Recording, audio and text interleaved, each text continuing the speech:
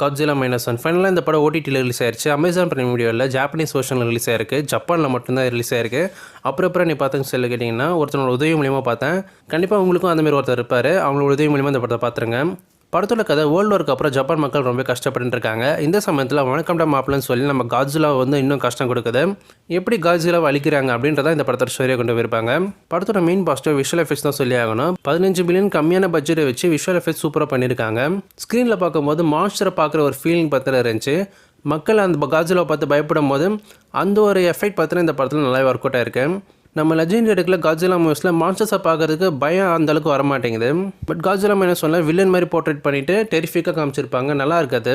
Humans மேலுமே focus பண்ணி ஒரு ட்ராக் போகும் எமோஷனலாக. அதுவுமே ஓரளவுக்கு டீசெண்டாக இருந்துச்சு. 2014 அந்த காட்ஜிலா அதை விட கொஞ்சம் அதிகமாக பார்த்தீங்கன்னா காட்ஜிலா இந்த படத்தில் காமிச்சிருப்பாங்க. ஓவரால் காட்ஜிலா ஃபேன்ஸ்க்கு கண்டிப்பாக இந்த படம் பிடிக்கும். எத்தனை பேர் இந்த படத்தை பார்த்துருக்கீங்க? பார்த்தவங்களோட கமெண்ட்ஸ் கீழே